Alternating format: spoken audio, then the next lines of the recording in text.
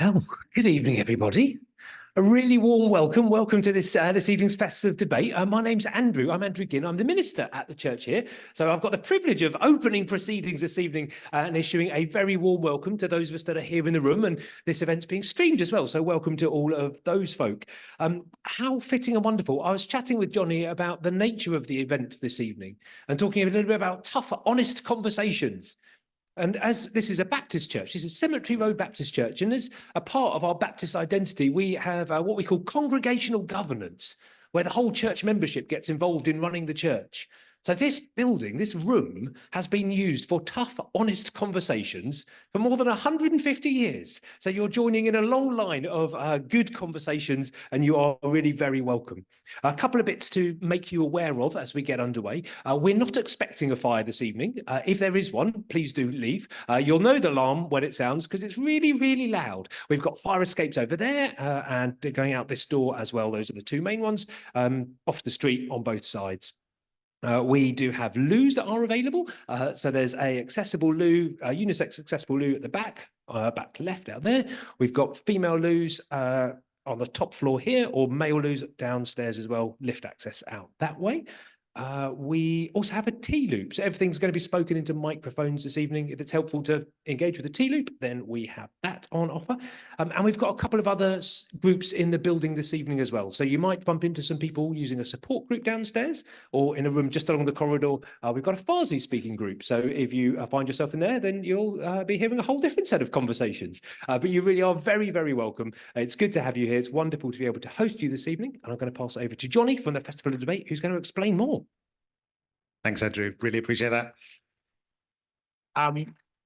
So, as Andrew mentioned, very much appreciate you taking the time out to come and join us this evening. My name is Johnny from Opus Independence, which hopefully many of you are aware of, but is the worker-owned, non-for-profit social enterprise that runs the Festival of Debate. The festival programme this year started what seems like a very long time ago on the 16th of April. So we are in week 5 and it continues until the 25th of May. So this year it is 6 weeks, 65 events, 140 speakers working with 50 different partners. The festival this year aims to explore the entangled ecological, economic and political crises we collectively face. There are no easy answers, but we hope the festival creates a space to explore and hold complexity and uncertainty and brings together a community of people to make change where they are. Most of our events, as tonight's is, are free at the point of access. Where we do need to charge, we keep costs to an absolute minimum. If you are in a position to do so, any donations that you can make via the festivaldebate.com website are very much appreciated and help us keep the festival going.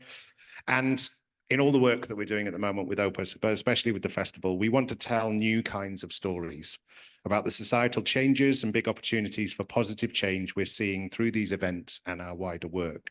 So when you get the email at the end of this event, some point this evening or tomorrow morning, it's not a tick boxing exercise. It is genuinely an opportunity for you to comment, feedback, critique, offer suggestions, advice, things that we should be doing, people we should be talking to, groups that we haven't engaged yet. So if you do get a moment, please do fill that in and send it through. Andrew's done most of the housekeeping, so thank you very much for that. As mentioned, we are recording tonight, so we are live broadcasting on Zoom, so we have made the event as accessible as possible. So we currently have about 9 or 10 people with us online. Livy is managing the online stream tonight, so if you do have any questions, please do type in the message and the chat, and there's also the Q&A function for the people online if you would like to join in. But for everyone else in the room, there's an actual real-life in-person Q&A after some conversation and debate, which Olivia is going to host for us, and I will hand over to her now. Thank you so much. You, Johnny, and firstly, thank you for inviting me to chair this event. I'm really excited to be here. I'm going to quickly do a brief introduction to kind of the issue, and then we'll hear a little bit from each of our wonderful speakers. But I think the first thing to kind of say is it's undeniable that we are living through a climate and ecological emergency, and it is the poorest in society who are suffering the worst effects globally, but also locally. It has been estimated that by 2030, climate change could push more than 120 million people into poverty worldwide. There's no question about the climate emergency and the cost of living crisis going hand in hand. And while the most devastating impacts are felt in the global south, with severe weather events, famine, desertification and flooding, here in the UK, we are, of course, not immune and are already experiencing drought, devastating wildfires and flooding that are really impacting our everyday lives. Children who live in poverty are more likely to live and go to school in areas that have poor air quality in the UK, and pollution in our rivers is also having big impacts on communities, as we've seen just this week in Dorset, with the drinking water containing, well, a parasite that you have to boil to kill, which is just shocking. Which is, of course, having not just major consequences for young people in their childhood, but also through the rest of their lives. And I think that it's really important that we think about future generations whenever we're talking about how we tackle the crises that we're facing. Conflicts over scarce resources elsewhere will continue to push up the costs of basics. The food that we eat, the energy that we use will continue to become more and more expensive. This will hurt families experiencing poverty the most, and they spend a much higher proportion of their income on such basics. This is particularly unfair given that their own carbon footprint is often much lower, and the stakes could not be any higher.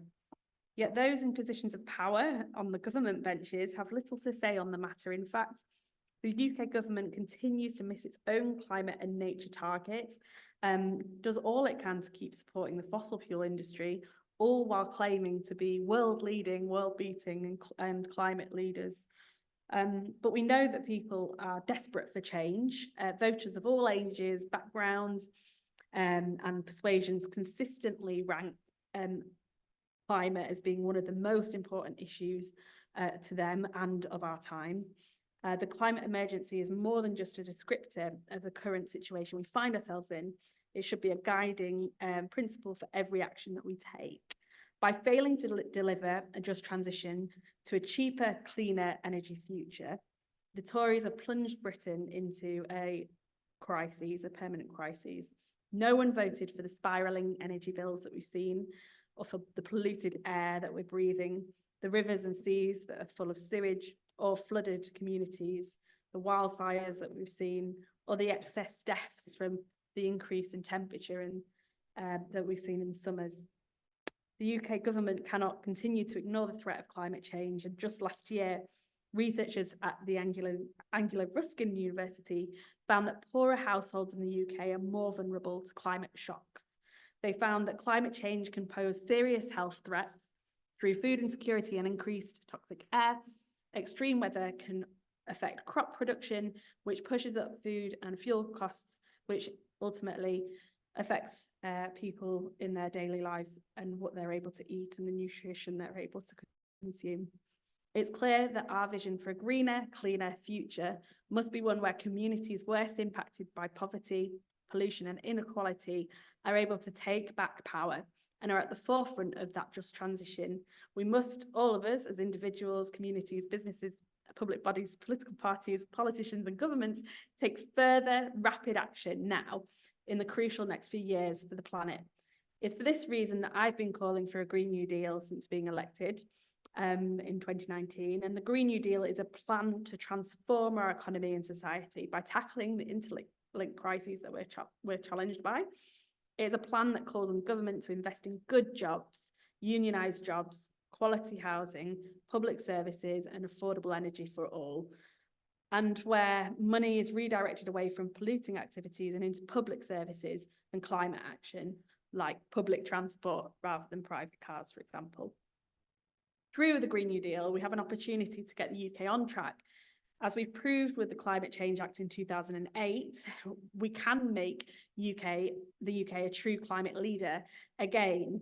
In Parliament, along with a group of cross-party MPs, I've been calling for a Green New Deal bill, and that bill has kind of lost its way slightly, but it was calling on a pathway to getting our commitments to stay within 1.5 degrees of global heating while improving everyday life and focusing on delivery of the promises to level up the nations. The Green New Deal bill included creating legally binding targets to cut emissions, reduce inequality and reverse environmental damage, change the way the government manages its economy, to enable huge investment into jobs, green infrastructure, public services and environmental protection, enable a comprehensive action plan to transform our energy supply, transport systems, farming, buildings and the way we can work to decarbonise quickly, and block investment in the things that we need to stop, making fossil fuel extraction a thing of the past, and ensuring the transformation here doesn't harm communities elsewhere by making plans to pay reparations, that simultaneously deliver climate and development goals. So there's lots and lots more that I could say about this, but I think it's also important just to highlight the Climate and Ecology Bill that has now become the Climate and Nature Bill, which again is calling for very similar things. And we've seen actually a number of mayors come forward and say they support that as well. So I think it's really important to recognise that not only MPs have power here, but 250 local councils have supported that bill and legislation, which would put focus on tackling these issues. And there is power at a local level that we can use. So I think it's time to hear from our speakers, really. But that was just a brief introduction to kind of the challenge that we're kind of facing at the moment. So today, to explore the idea further, our panel is involving a number of experts, I'd say, but makes me feel a bit of a fraud being sat up here. And we've got Chaitanya Kumar from the New Economics Forum, and he leads at NEF on the work of the Green New Deal, Just Transition and other environmental programmes. He previously was head of climate change policy at Green Alliance in the UK, and before that was based in New Delhi as South Asia campaigns leader for 350.org. So I'll bring you in. I'll introduce Sam Mason as well, a PCS union officer, policy officer, covering sustainability and climate change at the union. Her work covers supporting workplace environmental representatives to build sustainability agendas, writing policy briefs and materials around transformative just transition. PCS works closely with campaigns groups, including Extinction Rebellion and Friends of the Earth. She represents the union within the Global Trade Unions for Energy Democracy Initiative, which is a long title, but very important thing, and at the UK COP26 Coalition. And Maeve Cohen is the final one of our panel, from Social Guarantee and Positive Money. She's project lead at Social Guarantee and a non-executive director at Positive Money. Her work is focused on developing universal basic services and a feminist Green New Deal.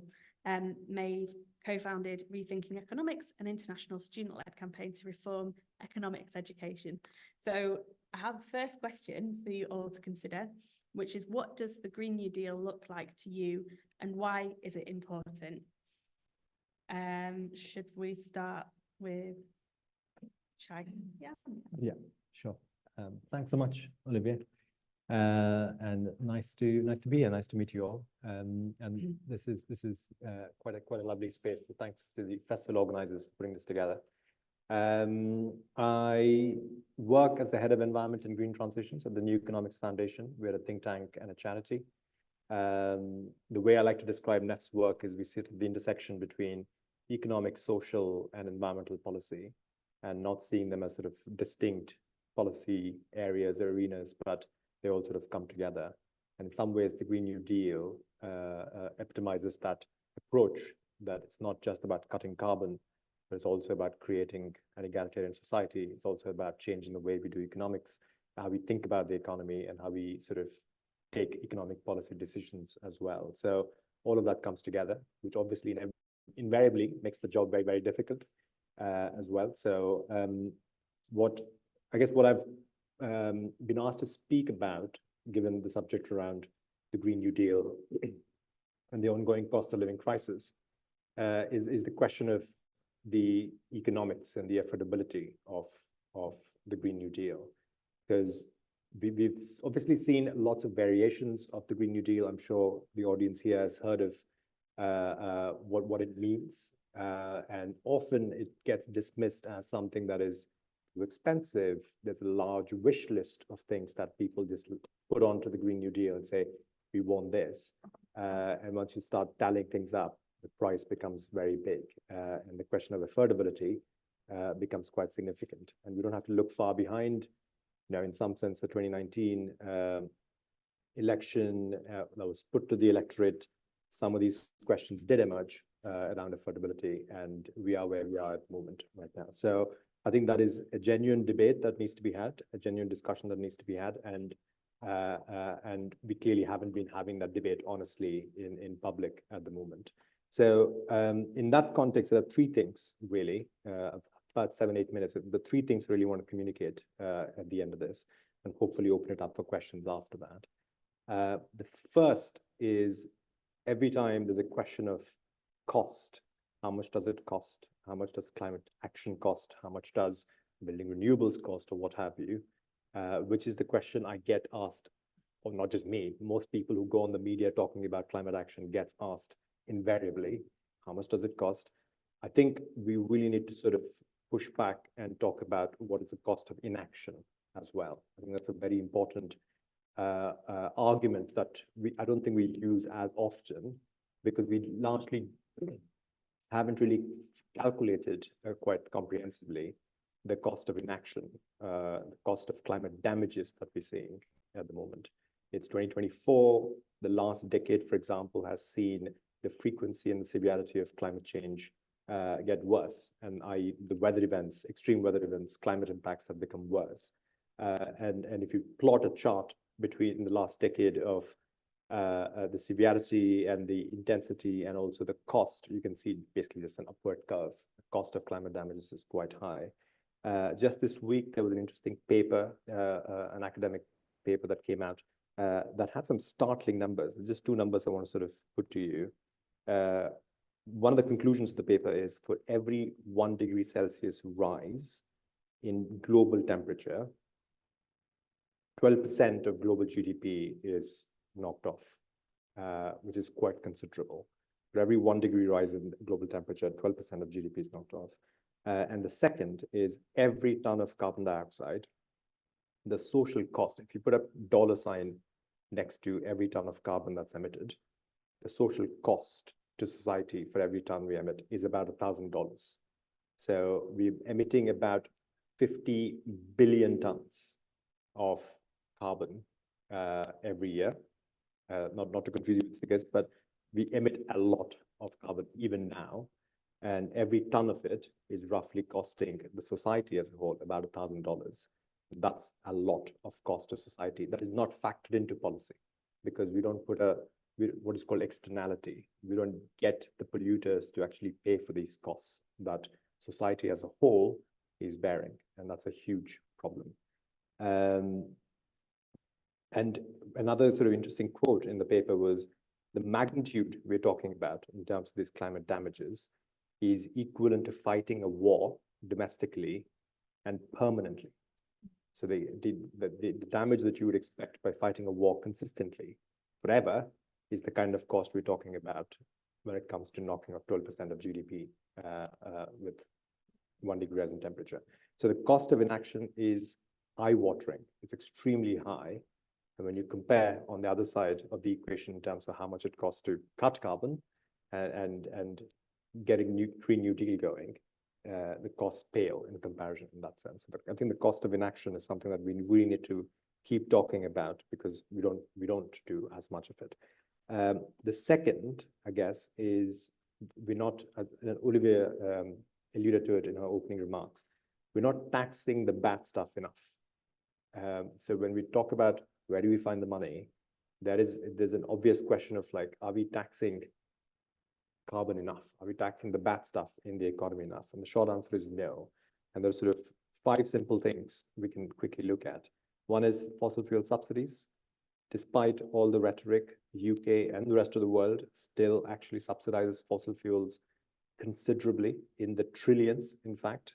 I think the number I have got in front of me is 7 trillion in 2022. $7 trillion of fossil fuel subsidies. So no wonder we continue to burn the fossil fuels and cause climate catastrophe, even worsen climate change, because we subsidize these fossil fuels. We, of course, continue to sort of give more licenses to oil and gas. In the UK, for example, if you're an oil and gas company, if you invest every £1 in capital investment into oil and gas, you get 92p back as tax relief. So it's a huge investment incentive where you're literally inviting large companies to basically drill for more oil and gas. There's very little left of it in the first place, but we're inviting them to drill more and more by giving them massive incentives. Fuel duty is being frozen for the last decade or so. That's again costing us a lot of money. Aviation emissions are in fact rising, and we're not taxing aviation emissions adequately enough.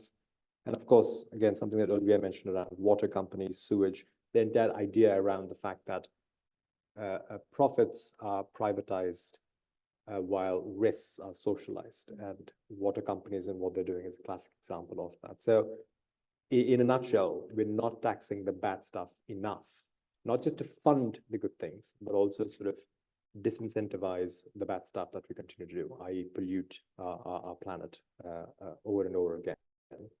And the third thing, I guess, is really questioning the economic orthodoxy. We thought we were doing a good job about 5-7 years ago when this narrative on economics and how we think about the economy we thought was shifting. The 2008 crash and the subsequent debate, I guess, globally, certainly in the West, around neoliberalism, etc., did take off, and we were discussing and questioning the neoliberal model of the world, of the economy quite a bit. We somehow seem to have done a full circle and come back to, well, coming back to the square one is perhaps a bit harsh. We're still, in a different place to where we were, say, 20 years ago. But those economic orthodoxies are still persistent, and they're quite frustrating. So case in point is the fiscal rules. Can I just check how many of you have heard of the fiscal rules in some sense, if you listen to the radio, it's unavoidable. We've been banging on about fiscal rules for a very long time. And a simple example is one of the fiscal rules that both the Conservative government and Labour have signed us all up to, is essentially saying debt as a percentage of GDP has to fall, has to be on a downward trend over the next 5 years. If you can predict what this looks like 6 months from now, you would probably be the smartest person in the room. To think that you can estimate something that's 5 years down the line and set policy today based on that is perhaps the most nonsensical thing you can think of. But that is what is defining a lot of the policy decisions, and also sort of straitjacketing chancellors to be not able to spend the kind of money that's needed when it comes to climate action. So economic orthodoxy is quite challenging. And we've again gone back to these sort of very tiring, old, worn out rhetoric and phrases like maxing out the credit card, black hole in public finances, things like that, when the reality is much more complex. Governments don't run like households. We've got a central bank that does a lot of the heavy lifting, as it did during COVID, for example.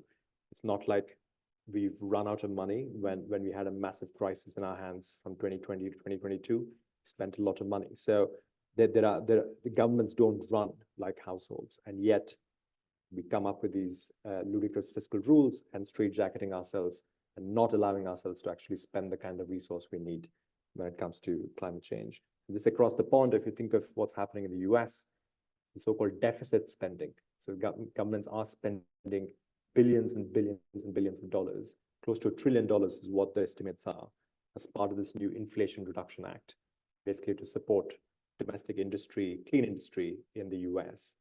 We are not the size of the US. In the UK, of course, we can't spend that kind of capital.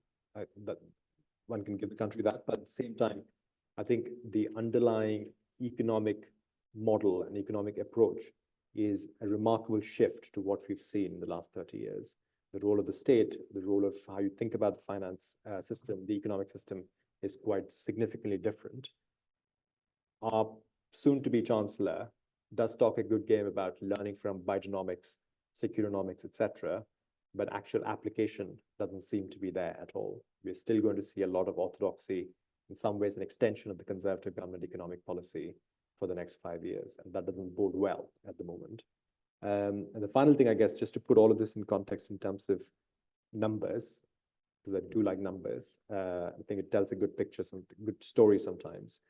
In 22, there are 5 items that I want to present to you in terms of spending by governments around the world. On military, we spent in 2022, $2.1 trillion. On subsidies for fossil fuels, I mentioned earlier, $7 trillion.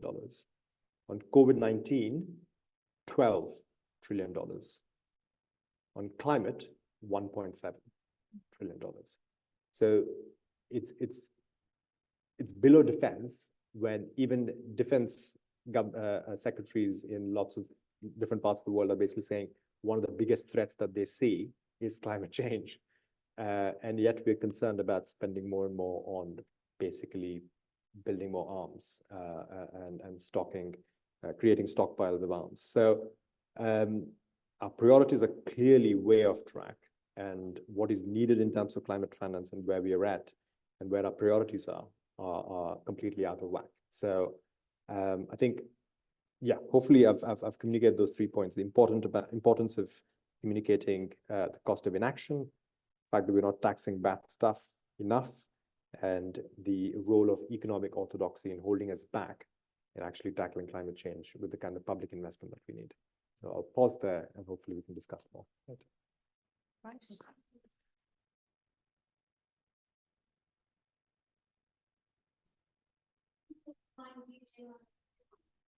Oh, everyone has a mic on, so if you're having trouble, I'll look to the back of the room.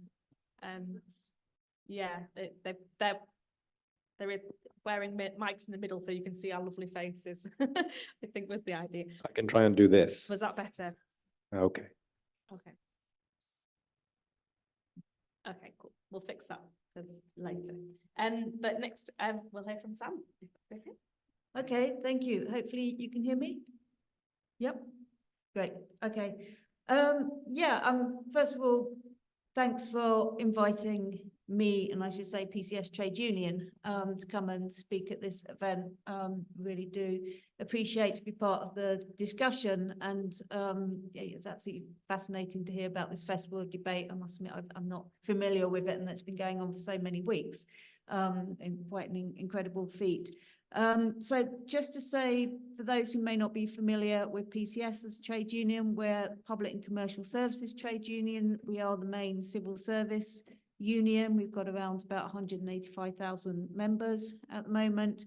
And the commercial bit is where previous civil service functions have been privatized. So a lot of that you will find, so outsourcing for security guards, for example, catering, cleaning staff, but also in some other areas as well. To give you a little bit of an idea, because there is very much a stereotype of the civil service and who the civil service is. So I think it's important to understand we in PCS and our members are the ones who are administering the tax and collecting taxes, working in job centres, dealing with social security and pensions, working on the borders, working in DVLA, issuing passports, working in the Forestry Commission, working in our parks and gardens, so the Royal Parks as well in London. So there's a whole variety of jobs that people do within the civil service. And we also have people in London in the Met Police on the civilian side and in the Ministry of Defence on the civilian side as well. So, and one reason why I say that, because a question we often get from other trade unions is really, what has climate change kind of got to do with you, because you don't have members in the oil and gas industries, for example, on the front lines of fossil fuels? Well, one thing we say is that everybody is an energy worker, because energy impacts us all, whether you're a worker, obviously here for this event. So we've all got to say, for example, in energy transition, clearly climate crisis and ecological crisis isn't just about energy, but that's one thing. But also because we believe in a whole economy approach to the just transition, as it's called, because while there's very clear things about what we need to do around the fossil fuel sector, we need to change the whole of our economy to decarbonise across every sector. And I think in terms of when we come to speak about the Green New Deal, that's why it's important as well, because what we've always said, right from the outset, going back to 2017, when we wrote a paper on just transition, the civil service perspective, that we don't see the transition as a green job swap. We're not interested in replicating the current system that we've got now. If we're not going to transform the high levels and increasing levels of inequality, bad housing, poor transport, air pollution, etc., then there is really, not that there's no point to it, but, you know, we could all have cleaner air and, you know, perhaps sort of cleaner energy. But if that's still unaffordable for our members and everybody else, if we're still living in bad homes, if we're still got poor pay, poorly unionized sectors, precarious work, and all those things, then we're not really, there is no just transition and there is no justice. So we've always called it that we need a transformative transition, because these are all sides of the same coin. So in terms of the Green New Deal, we've always accepted that. Obviously, that concept of the Green New Deal has faded a bit in recent years, and it was a shame, clearly, to see that dropped out of the Labour Party shadow posts from 2019. But in terms of those concepts of the intersections between social, economic, environmental, and political justice remain, and they have to remain. And that's why for us in PCS, we always say that we are workers for climate justice. And that goes back to, as well, not just our justice here, but in the solutions. And it was said in the opening remarks, obviously around things like reparations, but that any solution that we advocate, we have to follow it through. So it's not just a case of a Green New Deal or just transition for the people in the UK or the global north, that we understand those impacts on the global south as well. And we're not replicating in the same way a new neocolonialism in terms of extractivism and impacts on the global south. And we see this happening. Just energy transition partnerships, if any of you are following those that agreed at the COPs, are actually part of this as well. So I think that's really important to us. The transition is happening. It's underway. That is for sure. And as we're seeing, there is no justice in it. What's really highlighted in that, if we look at what's going on in Port Talbot at the moment, 10,000 jobs are probably going to go by the end of the year in Port Talbot, a devastated area. Obviously, we're in Sheffield, and Sheffield's been through its deindustrialization and very strong links to the steel industry. Now, this has been coming down the line. We've known about this, but those jobs are going to go. So where has the plan been in place? There's been no plan in place for those workers, unfortunately. I mean, and clearly the trade unions representing those workers are putting up a good fight, and we, you know, certainly send up solidarity and support them in that. But I think part of for us in PCS, and one thing I will just sort of talk about in the last few minutes that I have in this section, is the big thing that we're working on at the moment is developing a national climate and biodiversity service as a radically different proposal for the civil service, a real alternative.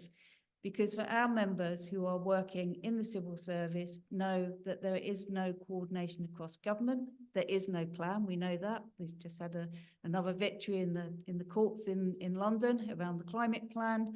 And we have a government that's not particularly interested. So we can't have little ad hoc bits of policy. And, you know, certainly our members find it risible when they hear about another well-beaten, well-leading policy. You know, the government likes to put that on the front of everything. But I think what's different as well about what we're trying to do is not necessarily focus on policy. Policy is important, but we've got to the stage, we think we've got lots of policy. As a union, we've got lots of policy, but nothing is changing. So what do we need to do to actually change? And this is about some of our governance and institutional arrangements as well. And that's why, because we will never have a situation where departments talk to each other because the civil service is not set up in a way for that to happen. The Treasury will always be a block for a start. So we're now at the point, I think we've got to do something very different. And the idea of the National Climate and Biodiversity Service is modelled on the NHS as it was in 1948, not how it is now, of course. So conceptually, this idea of bringing together a range of services deliver at the pace and scale we need, that's a state-led to make the transition we need, whether that's in energy, whether it's in buildings, efficiency and energy, for example, retrofit. And we can go back to the transition from town gas to natural gas, where 13 million homes were transformed over a period of 10 years, and that was a state-led coordinated program. We need to revisit those ideas. But this has to be under social ownership in our transport systems, in our energy, for example, and of course, water. And we have to make sure that the risks, as have already been said, are not just socialized, but we all share in those, and that the benefits and the narrative changes. So we are moving away from saying that we can't afford to do this. We have to do it. We have to do it for a number of reasons. And I just, perhaps we'll just finish. I thought it was really interesting. I don't know how many of you picked this up in the elections we've just had. So I'm from London. We've had the Uxbridge-ULEZ debates. I live in a part of London where ULEZ is very contentious on the doorstep. Unfortunately, Ian Duncan-Smith is my MP as well. So it has been weaponized, but this whole debate weaponizing around climate action.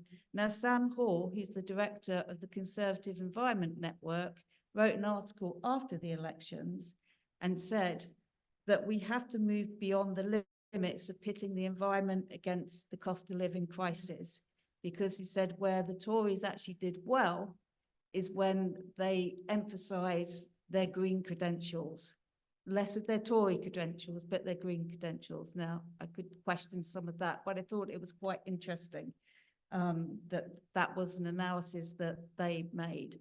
And obviously, I will agree that we have to move away from that, but we've got to show where the benefits come. And I think that's a problem in the trade unions because we're not seeing the benefits for workers. Clearly, people in communities, consumers are not seeing the benefits. And we've got to start showing the benefits. So whatever the future government is, and in any of the nations, obviously, UK-wide, we have to make sure that we can show and prove where those benefits are going to be. So I'll just leave it there for now. Thank you. Thank you.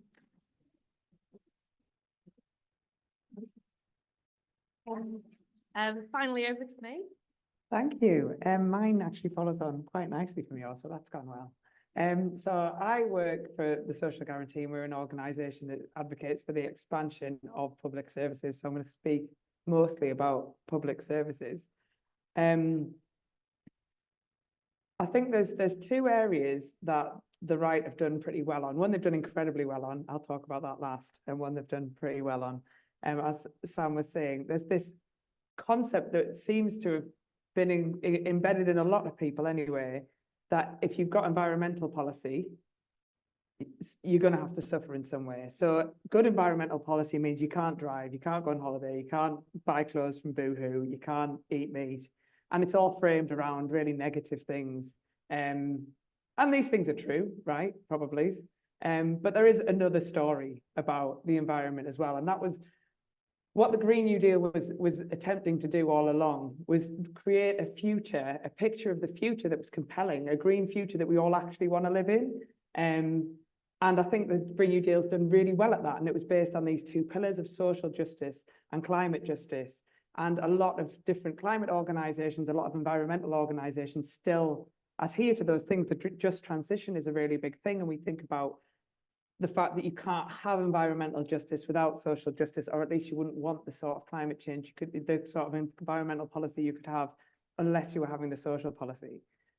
Now, when we think about public services, it's very well understood that public services are really essential for social justice. What is less well understood is how essential public services are for decarbonisation. If you were not, I'm going to explain this in a minute, but if you were not remotely interested in social justice, you would still want to expand public services, because in and of themselves, regardless of the social justice it gains, they are greener than privately delivered services, right? In and of themselves, public services are greener. So first of all, they emit less carbon, and that's obviously a big one. So the obvious example is public transport. Having a good public transport system, loads more, less carbon intensive than everyone having their own car. But it expands a lot further than that. So another example would be social housing. So an EPC rating of C is like a level of insulation that is adequate, right? 2/3 of all social housing in the UK is now EPC C or higher, compared to 1/3 of privately owned homes. The NHS emits twice less. Does that make sense? Half as much carbon, half as little carbon per person as the US privately run healthcare service. In Europe, where they have even more extensively publicly owned health services, it's 1/3 of the amount of the US private system. So in and of themselves, they emit less carbon. They are also incredibly good at influencing people. Public services are absolutely everywhere. We all use them. They're in every town, village, city across the UK. They have a big influence. So they're able to influence their suppliers, for example. If you're a school and you decide you're only going to serve food that has been produced sustainably, you can influence the behavior of the people that are going to supply you with food. They are able to influence the behavior of the people that use the services. Social housing. If you want people to use less energy, insulate the houses, give them smart meters, they will use less energy. They are able to influence the people that work for them. You can roll out cycle to work schemes as a simple thing, or you can ensure that the pension pot is only invested in sustainable industries, which is much more broad reaching. So they're able to influence their own behaviors, but also the behaviors of millions of people across the country. Finally, they aren't for profit, right? So they can sincerely put environmental goals at their heart. If you're a private business, by necessity, you have to make profit, right? Otherwise, you'll cease to be in business. If you come across an environmental policy that you would like to implement, but it gets in the way of your making money, you're going to have to make money, because otherwise you'll cease to exist. Publicly owned bodies don't have that same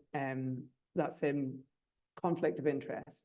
They are also able to coordinate over massive spaces. So Unison, the union, did a report a couple of years ago that was looking at decarbonising public services. And the NHS was streets ahead of the privately owned water industry, privately owned home care, many of the privately owned public services, because they're able to coordinate across the board and they're able to influence their supply chains. So that level of coordination isn't possible with loads of little private companies providing the same services, or even big private companies providing the same services. They're not able to collaborate in the same way, and at worst, they're directly competing with each other, so they're not able to coordinate across the piece. So publicly provided services are greener. To bring these points together, to zoom out a bit, and this is the first time I've explained this in public, so tell me if it makes no sense, because it's really important that we figure out how to communicate this better. So this is my first shot, so forgive me. Climate change is caused by the carbon that is emitted when we produce things and buy things, right? So to meaningfully address climate change and reduce carbon emissions, we have to buy less things and produce less things, or we have to buy and produce things differently, okay? There are some things like housing, healthcare, transport, education that many people cannot buy less of, right? If they buy less of them, they aren't going to live good lives. There are increasing numbers of people in the UK that do not have enough of these things already. So we cannot say, buy less of these things. If we can't buy less of these things, we need to change how we produce them.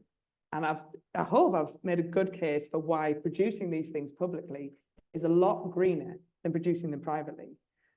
So whether or not you care about social justice, if you want to decarbonize, you will move as much production as you can for these essential services that we cannot buy less of into the public sector, because in and of itself, it is greener. So we need to shift the production of these public services into public ownership because it is greener. It's not nice social policy that complements environmental policy. It is environmental policy. Expanding public services is environmental policy. And it's environmental policy that will make you well housed, that will give you a good education, that will mean that you are healthy. It is electorally popular. These are win-win things to argue for. They decarbonize and they address the cost of living crisis. And that is at the core of the Green New Deal. But I think it's sort of been lost in this sort of social justice, decarbonisation, like they're two different things or they're linked. But in some cases, particularly with regard to public services, they are one and the same thing. And we need to be making that argument a lot stronger, a lot more snappier than that. You can't take like 7 minutes to describe it. The other thing that the left have done, the right, sorry, have done spectacularly at is saying we can't afford it, like Chaitanya was saying. There's all sorts of arguments that we could say, yes, we can afford it, we can't afford not to. These are important things to say. But this logic of we can't afford it has become so deeply ingrained in people on the right and people on the left. So you'll have the great and the good on the telly, and they'll be like, invest in public transport, invest in housing, whatever it is. And Jeremy Vine or Richard Madeley or whoever it is will say, how are you going to afford it? And they'll say, we could reform the tax system in this way, or we could change the fiscal rules in this way. And that's true, we could do those things.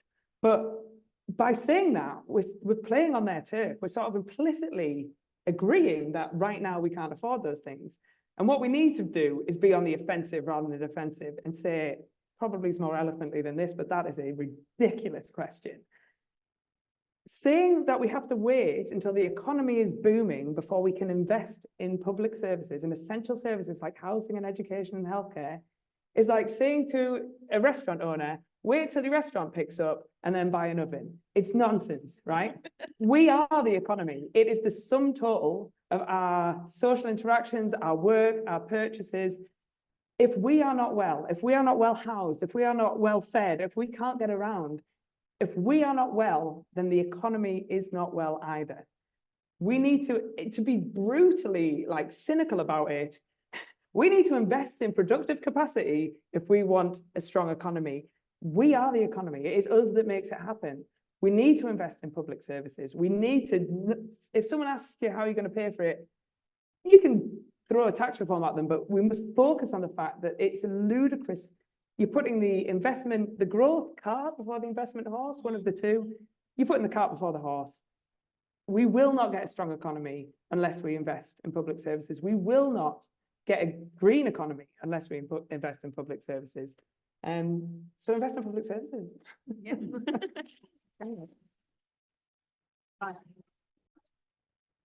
I'm going to cheekily ask a couple of follow-ups, but I just wanted to make you all aware that you've got a pen and paper on your rows. And the reason that they're there is not just for decoration. We're going to ask everyone to try and come up with a 3-word slogan to sum up the Green New Deal. And we're looking for things that are snappy, and we're going to get you to all share them at the end. So, you know, what do you think would attract more people to a Green New Deal? So have a think, ruminate on that for a little while, and we'll come back to you after the public question session. So I'm going to just cheekily ask a couple of follow-ups, if that's all right.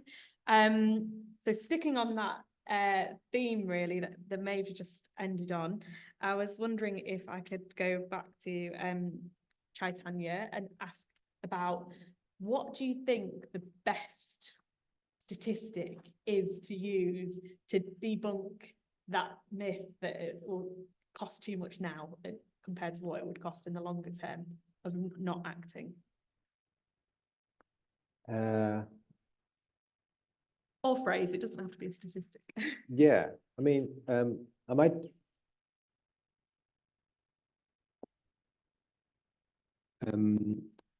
go back to what I said at the beginning around the social cost of carbon. That's the sort of economic phrase that we use, social cost of carbon, which what that means is if you really wanted to account for the impact of carbon emissions on society, you should price the carbon at that level. Because if you did, then you will disincentivize those emissions to happen in the first place. So in the UK, we've already got something called the social price of carbon. The Treasury already puts out these numbers anyways. And at the moment, last I checked, for a ton of carbon, it's roughly around £250. That's already about 3.5 times less than what I said earlier in my opening remarks, about $1,000 a ton. So this is the latest analysis that's come out. It's basically saying for every ton of carbon that we put out into the atmosphere, we all, as society, as a global society, pay through air pollution, through our health, through our well-being, everything else, a cost of $1,000 for every ton of carbon. So I might go back to that and use that as a stat. Right. Perhaps find a snappier way, as Maeve's put it, to communicate that. But the cost is eye-watering to society. That is really shocking, isn't it? I wondered if I could just jump to Sam, and you kind of hinted at this a little bit, but do you think there's more work to be done to bring more unity to the trade union movement on these issues? Because obviously it's a difficult place to be representing oil and gas workers, or in fact, civil servants who are implementing bad policy, not of their own design. So do you think there's a lot more work that needs to go on across the unions to bring about a single vision on this issue? The short answer is yes. Yeah, I mean, I think it's difficult. I mean, obviously, you know, we passed motions at Trade Union Congress. You know, in kind of British side, you've got Scottish Trade Union Congress, you've got Wales Trade Union Congress. We've got some things that we agree on. So, for example, we agree on public ownership of energy. That's fine, but I think then what happens is every union kind of sort of doubles down and looks at the members it represents, which, okay, at the end of the day, we're not saying any union should not do that, because if you're a trade union, you're there obviously to protect your members. But I think, you know, what we do say that unless we really come up with alternatives and our plans for things that we want to fight for industrially, our own collective plan, then we're not going to shift the dial on this. So that is what we're trying to do in PCS, and we're not trying to do this alone. Obviously, we are talking to other unions, particularly public service unions. So unfortunately, we do tend to get these divisions between what you maybe term more industrial unions versus the public sector unions. So we tend to have quite a lot of common ground across the public sector unions, less so with some of the industrial unions, unfortunately. But I think that that's not, we are certainly trying to bring across those collective ideas, because what we're doing for the National Climate and Biodiversity Service is not saying, you know, we're looking at the civil service, but obviously what we want to mesh into that is other trade union policies. So for example, the RNT's policies around public ownership of the rail system. There is policy which they agree with. It's like, well, how do we fit that in? So we've started some of those conversations already. Obviously, we need to widen them, but yeah, certainly there's a lot more we need to do. Yeah. And Maeve, I really enjoyed your way of describing the issues there, and I thought that it was very clear to me. We all often have debates about language and the way in which we describe things, and I thought it was interesting that you touched on the way the right is kind of painted the climate movement in a very negative light, and we have seen a lot of like annoying headlines that claiming things, all sorts of things like 15-minute neighbourhoods means you'll never be able to leave your house again, and all the rest of it. And we saw a lot of it in the London mayoral campaigns in particular. Do you think that there is a better language that we should be using, or a more inspiring language that we need to kind of grasp back to kind of make sure that we're pushing public opinion in a more sensible direction? Absolutely. I think a lot of the challenges that we face in the climate movement and in the social justice movement is with the policies are there, right? We know what to do. Obviously, they're not completely done. There's stuff to work out, but by and large, we've got some pretty solid policies and we know what to do, but we have not succeeded in explaining them in an engaging way. And we have fallen, particularly with the austerity stuff, we've really fallen into that trap. And it's heartbreaking to see, because all of the climate stuff, all of the investment that we need, because we need a lot of investment. And the first barrier is this idea that we've got no money.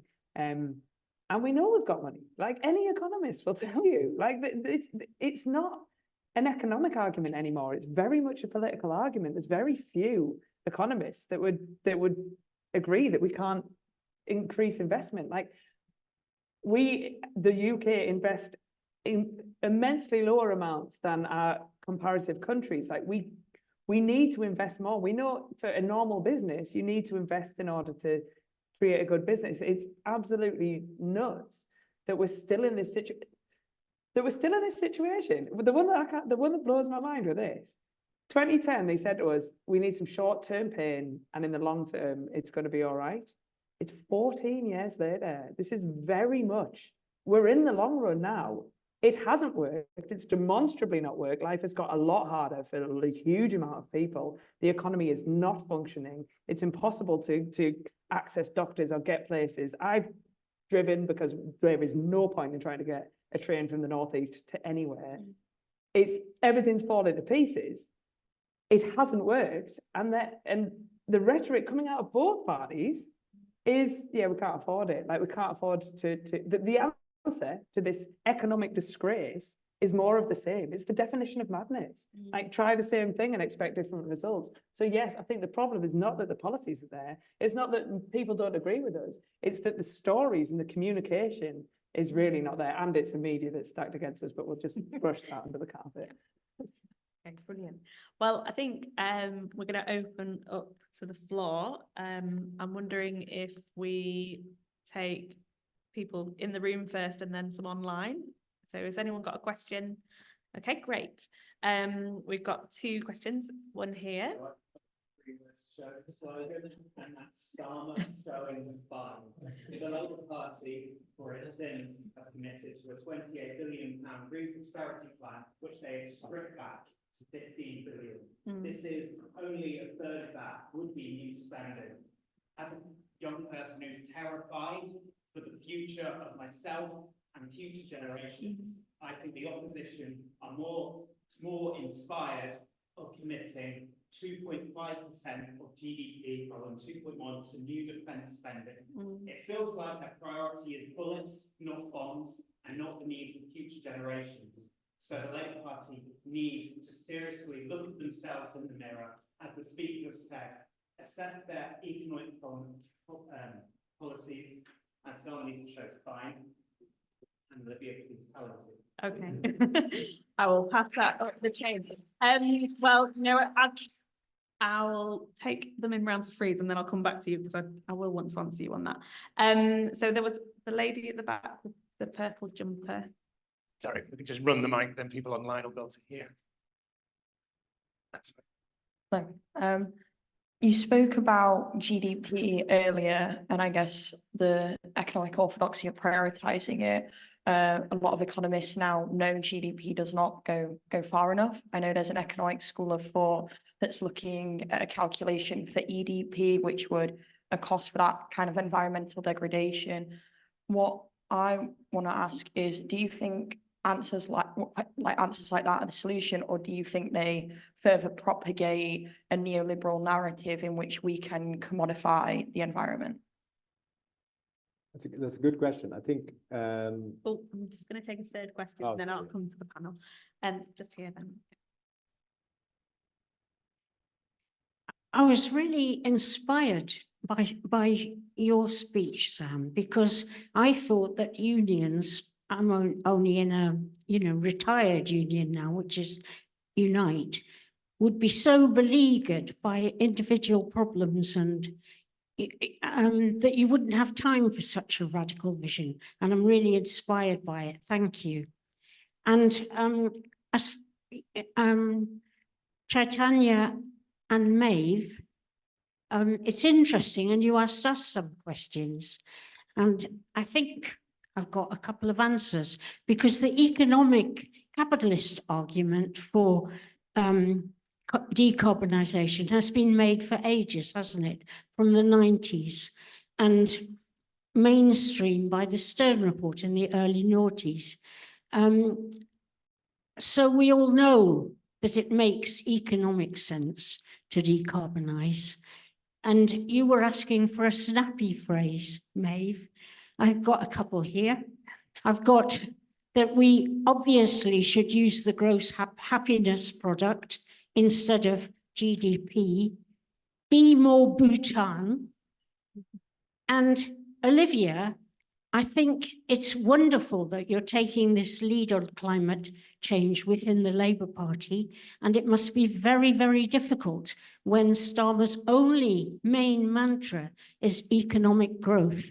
And I think we should always, all of us, add the word cancer, the cancer of economic growth. Okay, right, I'm going to open up to the panel first, and then I'll come back to that Labour Party question, if that's all right. So, Chaitanya, do you want to kick us off, since you were eager to answer that second question? Sure. I think on the question of GDP, you're right that there is a risk of perpetuating this narrative that everything has to be measured in those terms, and you're defining prosperity in those terms. You're right. But I guess the point of me saying that is perhaps thinking about the kind of audiences that ask those questions in the first place, perhaps some in bad faith, like just to make sure that this is, just to say like, we don't believe in climate change, or climate action is too costly, or just to have a debate or argument, perhaps. I think communicating that in those terms can be helpful, can be useful, but we also have to, obviously, you're right, continue to talk about the economy through other means. Perhaps the metrics that you were referring to earlier is one way of doing it. Well-being indicators have been around for a long time, perhaps using those a bit more forcefully. But ultimately, it comes down to what is it that we value in the economy. So as May mentioned, if it is indeed public services, which we can agree we do value, but not as an economy, we don't. Certainly as individuals, we do. How do we ensure the money is actually funds that and actually values it economically, and not just in terms of people in spaces like this? So I completely take your point, but I think it depends on the audience you're talking to. And I do find it valuable in using that language to certain audiences who perhaps will understand it. So, and yeah, I think you're right. The Stern Review has said this back in 2006, and several other reports, the IPCC, there's umpteen reports that have made the argument that it does make economic sense. But I guess it's the short-termist approach to what is happening. The energy crisis of the last 2 years, the right has obviously used that as an argument to basically bash net zero and say net zero is costing every household X amount of money. Your bills are going up because of net zero. Your bills are going up because we're building more renewables in the country, etc. So yes, you and I a lot of us can agree that is the case, but we still have arguments to debate on, unfortunately, where any crisis is obviously taken by the right as an opportunity to bash the arguments for climate action, to bash the arguments for net zero. So I think there's a comms problem, a narrative problem, etc. We need to keep pushing back against that. But you're right.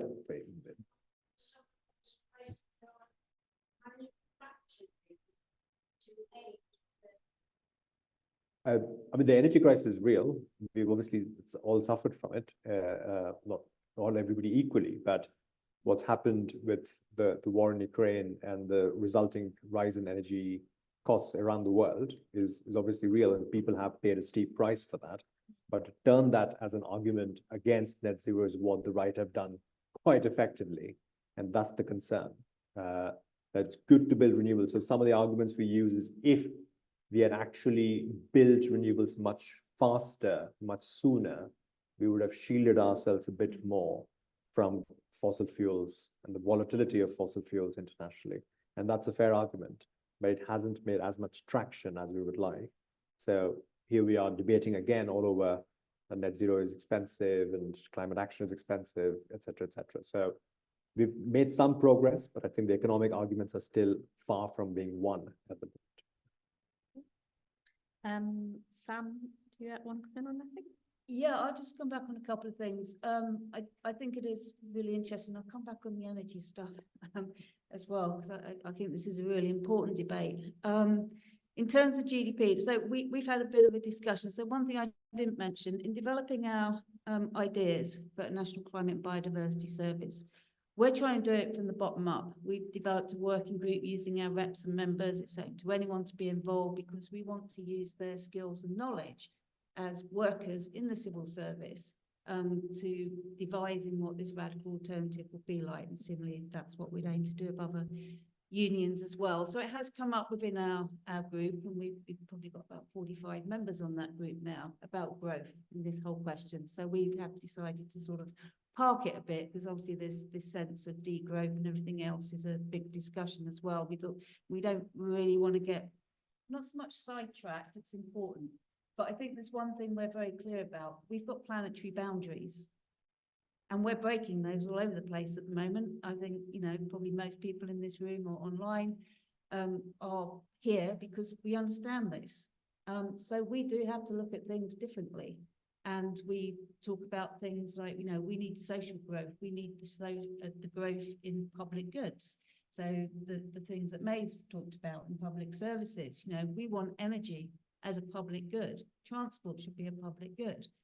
And all those things. And I think just to come back to the energy crisis, and I think this is a really important example, we suffered more. It was not just the war in Ukraine, obviously that impacted. We were in a crisis before the war in Ukraine. And that's been used as an excuse and to hide as well. And I thought it was really interesting because I'm sure lots of you came across this as well. I had lots of friends that kept saying, well, I've got a renewables energy supplier. Why are my bills so high? And had no idea that all the prices, electric prices, power prices are linked to gas prices. But it's because we've got a wholly privatized energy system, which is the problem. Nationalisation doesn't necessarily solve all of that, because it's about prices. But that's why we talk about public ownership, and we specifically talk about public ownership and energy democracy. So democratic participation as well within that, rather than just nationalisation, because we're not interested in replicating a kind of Whitehall bureaucracy that we had before. But we have no control at the moment. And Ofgem with the price caps is absolutely ludicrous. The profits, the absolute profits that have been raked in off the back of the energy crisis that should have been invested. And, you know, and I'm sorry, the Labour Party, GB Energy does not cut it at all. It really doesn't. We need to go beyond just windfall taxes. We need to take that back. We need to absolutely take it back, lock, stock and barrel, from generation, supply, transmission, distribution. And it's really interesting because the government, for its last Energy Act, has just nationalised the energy system operator. Because, of course, you can't make any money out of that. So the privatised national grid isn't interested in balancing and those complex issues, is where they're going to make money. So that has just quietly been nationalised. And there's not much being said about that. Because they want the bits where they're going to make the money from. And my final point on this, sorry, I've got my butt there now. When the contracts for difference last year and the offshore wind, and there were no bids put in, there's one reason why there was no bids. There was a capital strike.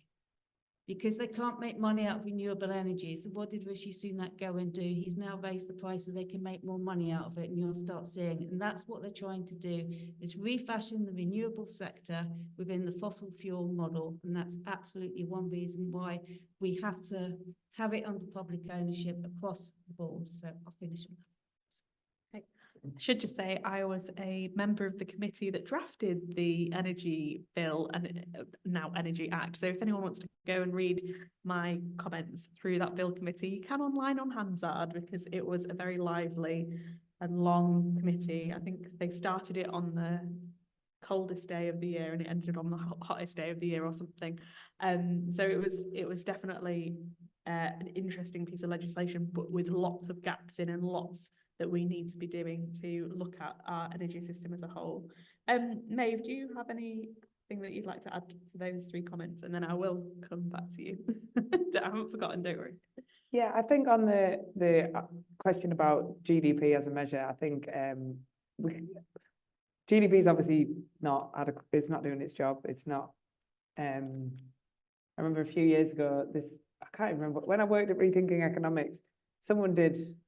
I loved this, so it is worth it, I promise you. Someone did a focus group, I think it was in Scotland or somewhere, and they were talking about, it was economic literacy to see what people understand, and they were talking about GDP, and a woman stood up at the back and said, that's your GDP, it's not mine. And I thought that was a really, really good illustration of the fact that it means absolutely nothing to most people, and what matters is whether they're getting their basic needs met and whether they're enjoying their lives or not. So I think GDP is a very flawed measure, but we also, replacing it with another measure is probably not the way forward. There needs to be multiple ways of assessing whether or not we're succeeding as a society, both economic and non-economic. And as someone who's obsessed with economics, I would say it's all economics. And the way that we've defined economics is ludicrous. It's not just numbers and profit. On the economic arguments, and we've made a lot of economic arguments here. I think the reason why this is so important is a pragmatic one. They're going to be talking about the economy, whether we like it or not. The election is going to be fought on the battleground of the economy, whether we like it or not. And we need to be able to talk in that language, and we need to bring them to our understanding of what the economy is using their language. And this is the whole we are the economy thing. We can talk about this stuff. It doesn't all have to be numbers, right? We all understand how the economy works and how our own economy works. We need to be able, people like us who are working in the sort of policy sphere need to be able to relate these important economic ideas into a language that you can go on Good Morning Britain, or you can go on the Today programme, and you can make these arguments in a way that Joe Public will listen, because these arguments have been internalized. They have been taken on board by many people as just common sense. This is the way it works, and it is fundamentally not the way it works. And in order to convince people it's not the way it works, we need to be able to speak their language, and we need to be able to do it in a way that doesn't just talk about the economy as productivity and growth, but talks about it as a way we want to live our lives as people living in their communities and contributing. But we have to talk about GDP, we have to talk about economics, we have to talk about productivity, we have to use this language, I believe. And to be fair, the left have done an incredibly good job of making the moral arguments and the humanitarian arguments and the emotional arguments. We're really good at that. What we're less good at is making the straight up economic arguments, because we know it's so much bigger than that, but we do need to get better at making those arguments. Okay. And to come back to your point, I'd firstly like to thank you for making that point and calling us out on it. I would be lying if I said that it didn't feel like a massive kick in the stomach when I saw that headline about the 28 billion. You know, that is something that I had worked on as a shadow minister, and it is something that I think is really important. And I'm not going to satisfy you with an answer about that change in policy. I know that. But what I need to say is that people in this room really need to make sure that every politician knows that this is the biggest issue for us at the next election. And yeah, if we're talking about the economy, we need this framing to be in the arguments that everyone is putting forward to the politicians, so that we take this seriously. Because at the moment, the Tories have done a very good job at attacking the green agenda. And, you know, we saw that with ULEZ. We've seen it with a number of different things. Oil and gas is just getting, you know, carte blanche. Well, they're just opening up more and more opportunities, and we really are losing the narrative. And we need groups like Green New Deal Rising, and we need groups of people to come together collectively and challenge politicians on this. And, you know, I'm not going to satisfy you today. I have a lot of arguments to win in the Labour Party at the moment, but I think that, you know, outside of that 28 billion, we are doing the good stuff that we need to do. We're gonna nationalise the rail industry. That's not part of that 28 billion. We're going to make it so that local authorities can run their own bus services. That was never part of the 28 billion, but will still have a massive impact. So there's lots of different things that we will be investing in as a new Labour government that was never part of that funding, but will have an impact on a Green New Deal. So I think that actually my critique of the Labour Party's response to climate has been it's been too focused on energy policy, and it has to be much more across the piece. That's why I always try and talk about nature at the same time. And, you know, I think it's really good that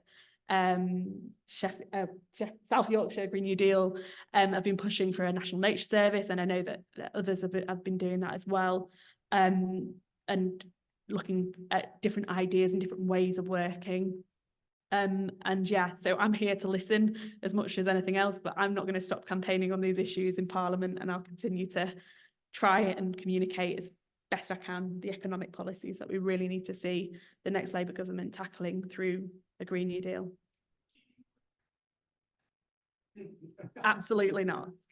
Absolutely not. I'll get nowhere as an independent, and I am listened to, and I know that sounds ridiculous, but, you know, I have spoken to Ed and Rachel Reeves about this since that announcement, and I have made it very clear, and we've seen a whole swathe of stuff that's been published since that. So, for example, Michael Marmot had a report come out about the health costs of not retrofitting. We've had those stats this week come out as well. There's constantly a wealth of more information and more about the future costs of not doing things. So I think it's about building that narrative back up again, and I take my role in that very seriously. But I think I'm definitely more influential in the Labour Party than out of it. Yeah. Yeah. What was the three words investment in future benefits? So if it's investment in future benefits, it's actually roughly the same as cost benefit analysis. But if you ever use that term with modern economists, they say, oh, no, you can't use that. It's just a white elephant sort of thing. That you justify doing something that isn't worth doing. So investment in future benefits is what the Labour Party should now be saying that they want to do. And it's the new form of economics. Great. I think we've had some online, is that right? Yeah. And then we'll come back into the room. So we have from Lydia online. She would be interested to have your ideas about the role of elected regional mayors in delivering local policy to release their adult education funds to make sure there are adequate training resources to deliver green new skills and upskill trainers with enough time to work with local builders in other key industries and services. Great. And I'll take one more as well. So hands up again. Dave, I'll come to you. Yeah, just returning to the strength of our arguments, really. We've heard very eloquent arguments from the panel, and probably everybody in this room can make them. But we've also heard that it hasn't changed the policies of a single one of the major political parties. And we have to ask why those eloquence doesn't work. And we have to say, you know, working in the field, I'm a trade unionist, I'm in environmental organisations in Sheffield, you know, and the corporate pushback is what we see at that political level, at national level. And, you know, that people talk of the idea of state capture, and I think I've signed on to that now, that very much our leading politicians and parties have been captured by the corporate power. So I suppose the answer for me, in terms of optimism, you know, you have to turn to your locality and make those arguments that have been eloquently made by the panel to ourselves, to our neighbours. You know, if you've got something, if you've done something, if you've got solar panels, if you've insulated the house, have an insulation party or a solar panel party, invite people around and have a look. You know, it just, you know, I think the bus pass is the best thing anybody's ever given me. But this idea of corporate power and state capture is very powerful, and I think it's very dangerous. Just in terms of the economics, I'm not sure, well, I'm certain there isn't a market answer to climate change because the people, they not only control the market, they control the economic system, they control the political system. And I think Noam Chomsky said, it doesn't matter who's in power, it's how much pressure they're under. So it's up to us to create that pressure locally so that people at the top have to change. We don't have to persuade them. They have no choice. So I think for all of us who are campaigners locally, how do we turn that campaigning into local action and create that pressure? One person, one representative won't do it. The answer is not there. The answer is in here. So that's my... Great. Any responses to any of those from any of the panel? Yeah, me. On elected regional mayors and adult education, I think that was an excellent question. I think we've got a real problem with our democratic system where you have local people, like the gentleman was saying, and national government that are just worlds apart from each other, and people don't feel like they have any agency in the political system because they don't have a lot of agency in the political system. And with the decline of the trade unions, with the decline of organisations like the WEA, there's been that disconnect between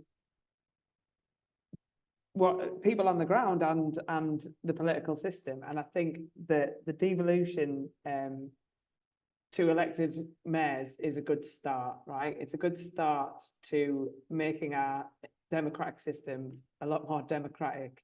And I get really excited that I hope this is the beginning of more, and I hope we have more political and economic democracy by devolving power to local people, because local people understand their locality best and understand what it needs best.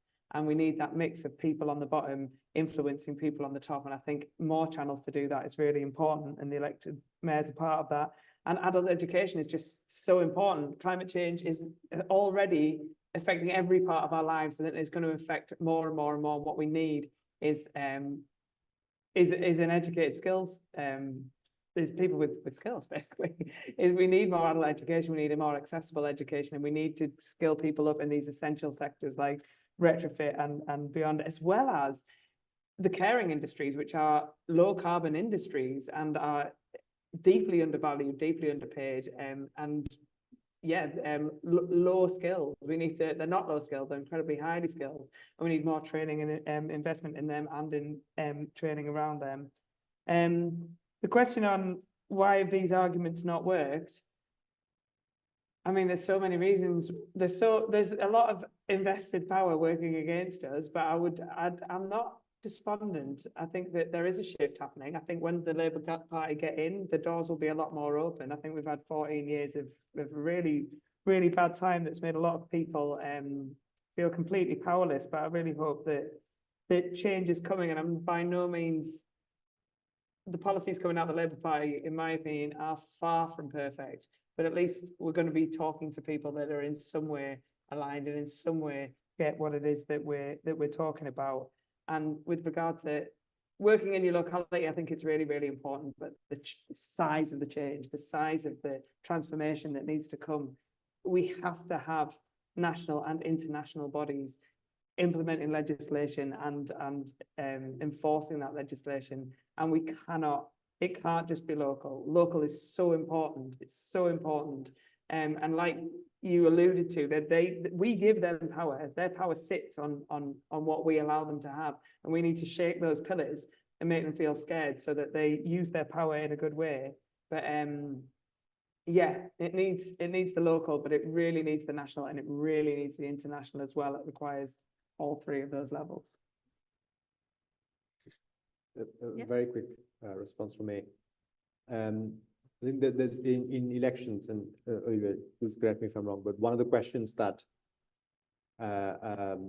pollsters ask the public before an election is, do you feel better today than you did 5 years ago, for example, economically, or whatever metric is? But you basically feel better. And I think the state of elections, or state of the public pre-elections this year, I think we all know what the answer is.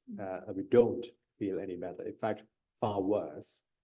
And the same question will be asked again 5 years from now in 2030, when another round of elections are going to happen.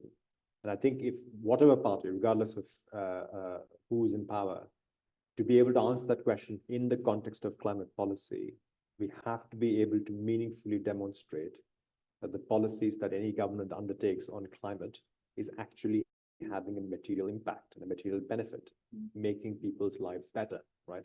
That's as simple as that. If that isn't happening, then we'll keep having these circular arguments around, we're making all these good arguments on panels like this, but it's not really landing because people aren't actually feeling the benefits of this at the moment.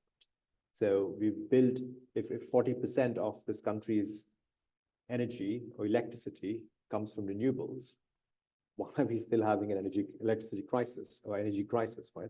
They're cheap, they're clean, we should all be experiencing the benefit of it, but we're not at the moment. So there is genuinely a policy question here, but also this net zero dividend or clean energy dividend, as we call it sometimes, the benefit of the transition, which we all keep banging on about. Stern's written a report in 2006 saying, action is better than inaction, this is how it is. Where is it? We're not really feeling it. And I think policy does play a key role in that, in distributing those benefits more fairly across society. Otherwise, we'll keep losing this argument. Come 2030, if people's bills aren't considerably lower as a result of us building a ton of renewables, then what is the point exactly? And we can still end up in that world if you don't design policy in an effective manner. So I think policy does play, not everywhere, but certainly does play a role to ensure that people actually materially feel better off as a result of climate action. Otherwise, we just keep having these arguments. Yeah. It's quite interesting though, isn't it? Because I think, you know, when we talk about health policy as well, prevention is always better than a cure, but always really struggles to get the funding. And it's exactly the same with climate action. Yeah, we need the action now, but those numbers that were quite staggering about the spend across the globe on different issues. Do you think, just to add on that, do you think there's much more we could be doing to come up with numbers that kind of explain this in a much more meaningful way? Or do you think it's just an impossible argument to win because people aren't ever grateful, in my experience, for things that you've prevented from happening to them? They're only grateful for the things that you saw when things go wrong, which sadly is all too often. Yeah, I think it's if you do a good thing, people benefit, and within 5 years, there's a steady state where everybody's accepted the benefits. Now suddenly common sense. Perhaps there's another thing that you have to talk about, right? That there's a new state that people have entered where things are perhaps better off. I think it then comes down to like communication. I think it comes down like what Rishi Sunak keeps banging on about, at least when he came into power as a prime minister, about reminding people that he was the one who paid everybody's wages, right? Constantly, but like, people forgot about it. Like, yeah, sure, that happened. But people sort of just moved on. But not him per se, but the government basically paid lots of millions of people's wages. And he's sort of asking for their votes in return. It might, that sort of interaction, that sort of transaction might last for a year perhaps, but people sort of move on. So it's not, yes, you're right. Be it LTNs, be it ULEZ, there are some benefits of it, no doubt. But I think there's not just seeing material change, but also communicating that and reminding people that this is actually a good thing, things have actually changed, and here's how. So, but I think people still have to feel it, that things have changed. Great. Anyone else want to jump in on those? Yeah, I was going to say a couple of things, and like to comrade here about the corporate catcher. I mean, I entirely agree, and I think this is one of the big problems. Absolutely, and I think, and one of the things I didn't emphasize earlier, but like talking about the civil service, it's been absolutely hollowed out. It's run by consultants, same across local authority as well.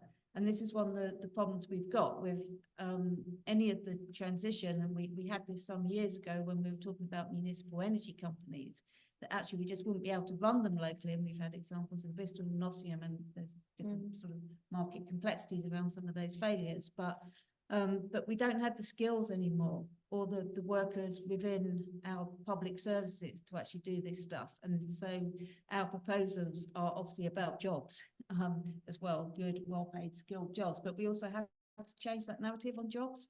And I think maybe you picked it up completely, and it's always one of the arguments that I will sit in the room and have with other trade unions, because they always talk about we got to protect the high-skilled, high-paid jobs. Well, we know generally what they are. They're normally basically white male jobs working in fossil fuel industries, by and large.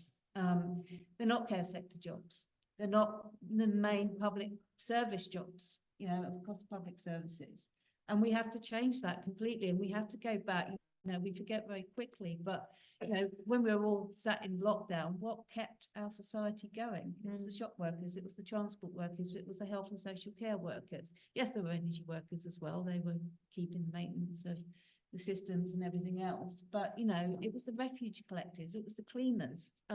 We got to put value back and recognise that, you know, it's everybody. We all contribute as well, but we've got to start rebuilding those jobs. And some of that comes back to the question that was asked online about the skills and the construction sector. Now, I wish Linda Clark was here from the University of Westminster, who talks about this. You know, the construction sector is one of the worst employment sectors in, you know, across the piece, absolutely across the piece. You know, we would argue that we probably need to nationalise construction as well, but that might be going a little bit too far for some people. But we really have to sort out the construction sector, and we've had a skills gap for decades. This goes back decades, but this is part of having the plan. If we have a national plan, we're not saying all has to be run out by central government. Of course not. If you're doing retrofit installation of homes, that should be done through local authorities, working through local mayors, and skilling people up in proper training programs, proper apprenticeships, giving people proper jobs, well paid, and that will be secure and lasting as well. That is all part of it, and that's coming back to the start question about, you know, what the Green New Deal means. That's what it means. It's not that what we tend to do here. We've had policy on and off over decades, going back to the previous Labour government as well. You know, we have a policy, we train some people up, and then the policy gets changed, so people pull out, understandably. We saw this with the David Cameron government as well, when he cut the solar feed-in tariffs overnight. 12,000 jobs went out of the sector. You know, you can't build, you can't have a transition on that basis, and that's why it can't be privately led, it can't be market led. We need a plan, and we've got to invest. Great. I'll take another round of questions. So we've got the person at the back there. Yeah, you.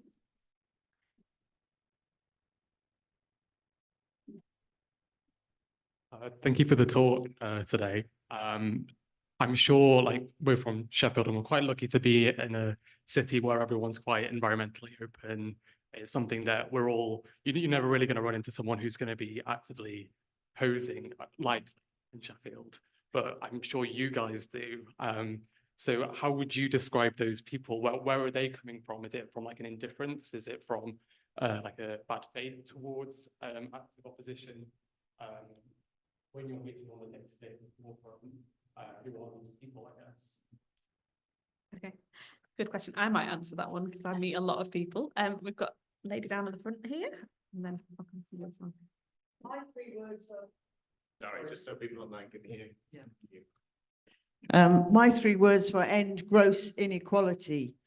I think we've got to really tax the rich, get rid of the billionaires, tax the big institutions, and value the workers who are so underpaid at the moment, and turn people's thinking about the economy round so that they understand that the economy is really important, but the economy exists to serve the people and the planet instead of us all existing to try and pump up the economy.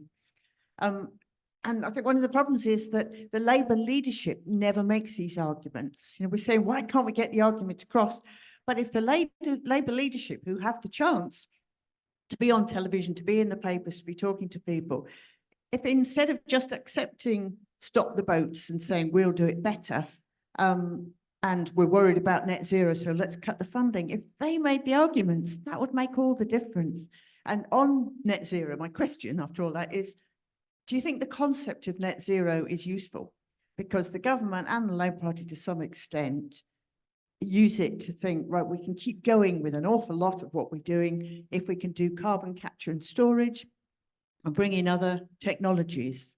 So maybe it would be safer not talk about net zero at all, but just talking about the need to decarbonise and properly share our resources. Very good point. At the front here.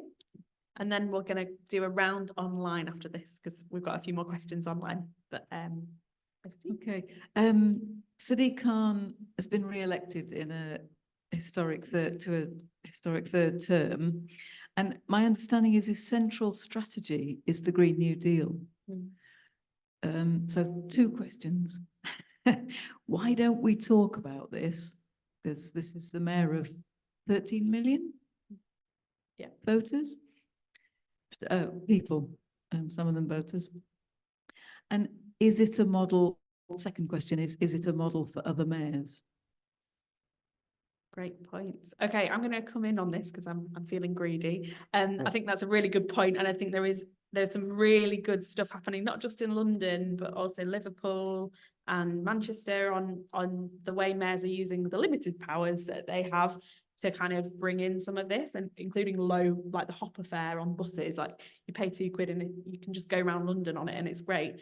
And, you know, he's kept fares really low on all public transport at a time when that's been really difficult. And then we've had the introduction of the £2 fares in South Yorkshire and other things like that. So I think there's really is some powers that people can use. I think we are less developed in South Yorkshire as a mayoralty. So I think that, you know, we should reach for the stars with that really and kind of try and define what we want our local democracy to be. So I think that that's a powerful message to have. What was the first question? Who are these people? Oh, yes. Oh, well, you'd be very surprised. I have to say, you would be very surprised. I've had some very interesting conversations, and you know, some people don't. It's all about the finances for them, and it's usually if they have an interest, to be honest, is kind of where you get the most resistance. I think touching on the carbon capture and storage issue, I met with a group of people who are proponents of carbon capture and storage, and I did say to them, but surely your whole point is to try and work yourself out of existence. Because surely you want to decarbonize, not just get to net zero. And they just looked at me really profoundly confused, because they didn't, we were coming at the same question from very different places, because they do want to just keep things running and you know, change the sign on what they're doing to green and kind of greenwash the industries in a sense, and keep on going like they, you know, or even increase the amount of output that they're doing as long as they can deal with the problem. What's the issue there is kind of their argument. And I think that we have to be very aware of that. And we know that in America, I went over to America and saw some of their Inflation Reduction Act work, and you know, they're having the same trouble with carbon capture and storage. No one, you know, technically could potentially work maybe, but we haven't got it to work anywhere successfully yet. So, you know, I think there's also different types of carbon capture and storage and usage as well. So I wouldn't want to write off the whole industry, but I do think that I'm a bit skeptical of people who come offering a solution that continues things as normal, when quite clearly we have a massive issue that we need to deal with immediately. Yeah, I'll pass on. But yeah, most people, I think it's naivety as well, really, about kind of our messaging getting through. A lot of people don't know what net zero means. A lot of people aren't that interested in carbon. They don't know what the impact of it is. I actually think talking about nature and biodiversity is a much better way of getting through to people about the changes in our planet, because everyone lives in nature. We are part of nature, and people can really understand declines because they see that in their everyday life, the changes that we're seeing. So personally, that's kind of the conversations I have. Anyway, I've taken up far too much of the time. Anyone want to come in on any of those questions? Yeah, Nate? Okay, I'll start on this one. Just quickly, I think language is really important, and we do tend to get a little bit strangled by them, and we see this in the trade union movement with the term just transition. Everybody hates it. nobody, for different reasons, but nobody wants to use that anymore. But, you know, we fought for years and we've got it in the Paris Climate Agreements. We can't really drop it anymore. But I think, you know, but with net zero, I mean, we use that in PCS, but we're very clear when we talk about net zero, we're not accepting negative emissions technology such as carbon capture and storage and others. And, you know, believe me, I have sat in meetings where they have talked about market prices and how we can take money out of importing carbon and burying it under the North Sea. And I've just been absolutely horrified. I mean, it's just, you know, your mind really, yeah, does contortions on these things. I don't get it. I'm kind of almost at the point. I mean, obviously we have to sometimes, you know, just use the language we've got, unfortunately. But I think that's where we need to change it and kind of popularize it in a way so when you say some of these things, we know what it means. So if we say the NHS, despite all the various problems, we know what we mean by the NHS. That resonates immediately. We want to try and get to that with the National Climate and Biodiversity Service. In a way, for me, I don't want the word green on anything. You know, what we actually need is a decarbonised economy within planetary limits and boundaries, and actually where everybody has got a good life. You know, with jobs and clean air and for future generations, and all those things. And somehow we need to get to a concept where we understand that this is what we're talking about, not having to explain every bit of it as well, and not pitting communities against each other, workers against each other. Because just to come back to one point as well, when you mentioned the question about trade unions, the one thing that always strikes me where we've got groups of workers fighting for certain jobs, for example, in the oil and gas industry, well, I'm sure you've had it here, it will be the FBU, the firefighters, it will be the health service, who on the other end of those jobs, who will be there putting out the wildfires and all the rest of it, and who will be suffering health impacts from the carcinogens and everything that goes with that. So, you know, even for us in the trade union movement, we've got to talk about it in that way as well. And it's not trying to guilt trip people, but we've got to understand that's what that means, as much as we talk about global south and those kind of injustices as well. We have to make sure we sort of square those circles, if you like, for us in terms when we talk about jobs. Okay, I'm going to bring Maeve in. Yeah, on the who are these people question, I don't come across people who are actively like anti-environmental policy. I come across a lot of people who just have bigger fish to fry in their own lives, which is why I'm obsessed with public services, because you can care as much as you like about the climate, but then if the bus isn't coming and you can't get your kid to nursery, you're going to care more about the bus and the bus services. And I think that that's why making the environmental case for public services is so incredibly important, because it is the Green New Deal. It's just coming at it at a different angle. So and back on the mayor question about Sadiq Khan, if people care about the Green New Deal, if people care about environmental policy, brilliant, that is a strategy that works for them. But also it's a strategy that works for people who care about just getting their basic stuff done every day. It's also about people who care about good jobs. It's also about people who care about their kids having a good start in life. Like, different people have different priorities. Like you were saying, that environment always scores very highly on public concerns. The NHS always scores top, and other public services always score really highly as well. We don't have to make the argument that appeals to absolutely everybody at all times. We can make different arguments to different people, but they all need to be coming to the same point. And the public services piece on the question of how do you get people to care, or why don't people care, is a really good way to address that, I think. Yeah, net zero, no, I don't think it's useful. In a nutshell, I think that, yeah, carbon offsetting, the science is so deeply flawed on a lot of just not just carbon capture and storage, like so much of it is just horrendous and deeply unequal, and making the global south pay a gain for like us burning more carbon. But yes, I think that's all I have to say. Just on that zero point, I guess the dissonance I feel is I have not personally come across any pathway, a publicly sellable pathway to net zero that hasn't got these technologies in it. So if there is one, I'd like to see it, credible one. And because we're just putting out too much. Like we've known this for 30 years. Last year is probably one of the highest in terms of carbon emissions in the world, right? Like there's too much dissonance. Like we want to see such a radical departure from where we are to where we currently are. I just can't put the two together. So to draw down considerably, to see a considerable downwards curve in carbon emissions, unfortunately, if I can caveat that, unfortunately will require some of this tech. But if there is a scenario where we can not use this tech and still decarbonize and still have good jobs and still have clean air and still have reduced climate damages and still have a economy that grows sustainably, I haven't seen it. I don't think that's possible. In the spirit of debate, what I took that question to mean is the sort of get out of jail free, not the technology itself. Yes, if there's technology that works, we'd be mad not to use it. But it's the idea that's saying we can continue like this because we can offset it by planting some trees in wherever.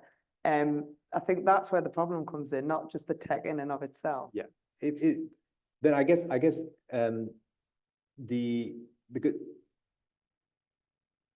global emissions matter in the context of climate change, right? So countries like India, my country where I'm from, China, East Asia, they are growing at the moment, and they're not showing any signs of cessation. They're not going to slow down. At least that's what they're communicating to the world. And that kind of growth invariably will lead to lots of carbon emissions, at least for the next 20 years, will cause a lot of damage, so to speak. So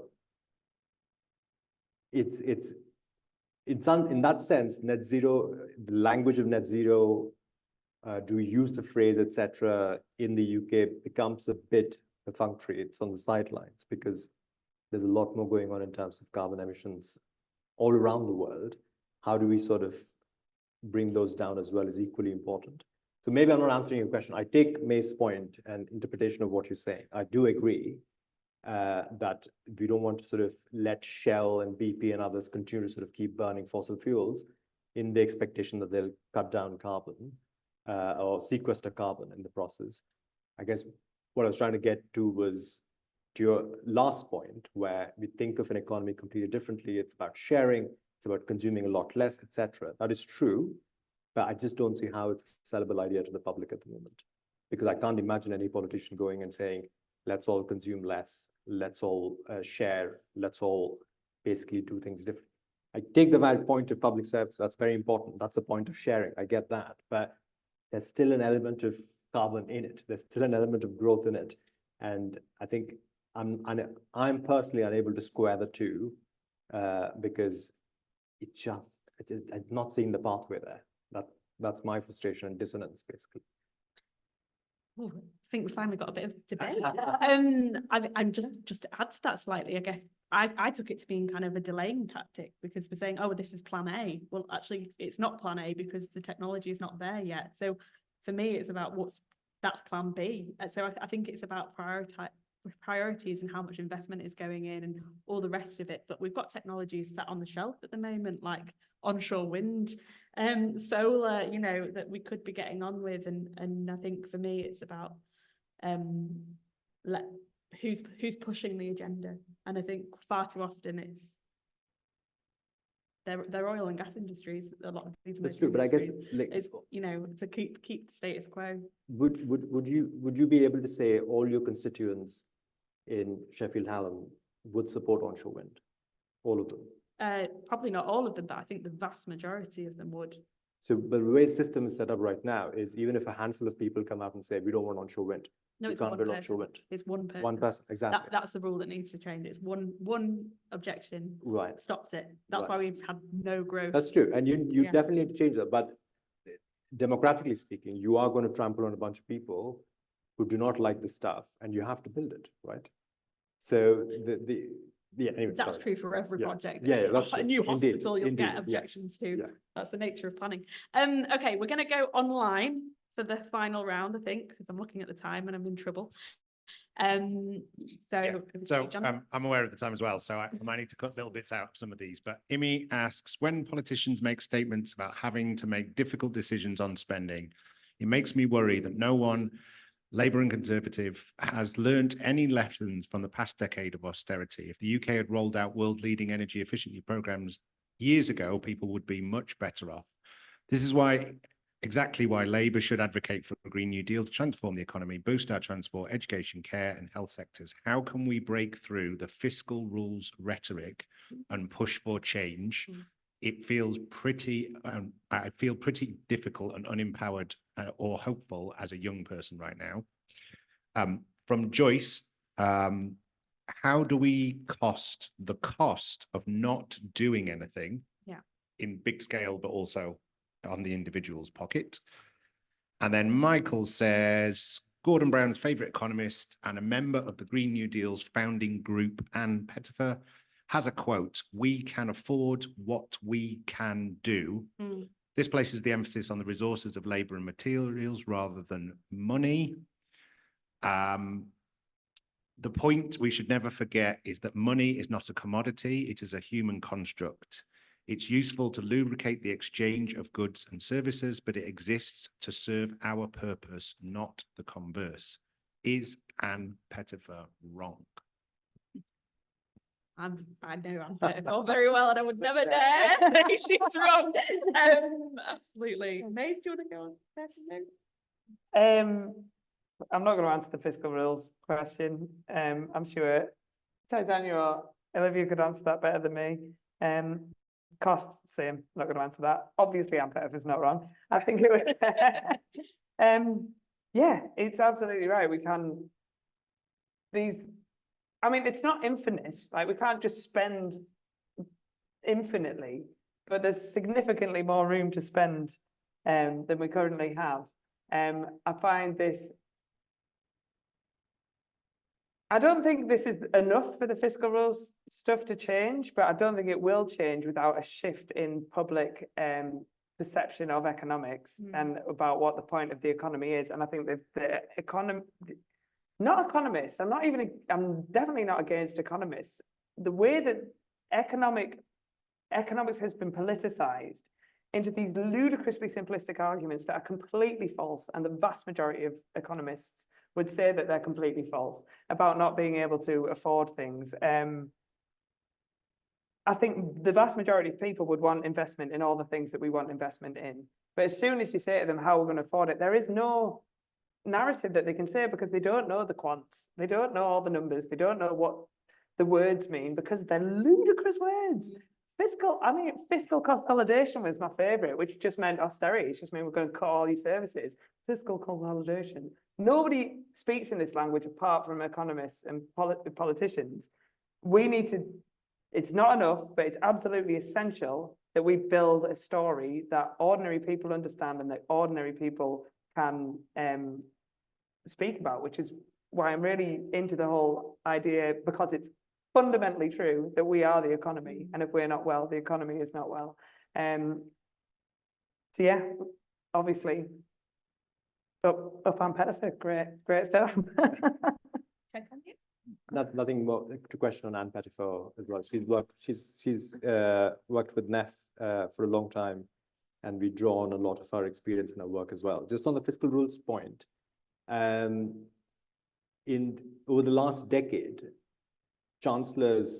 we've had a lot of chancellors have set fiscal rules and have changed them when they haven't met them, right?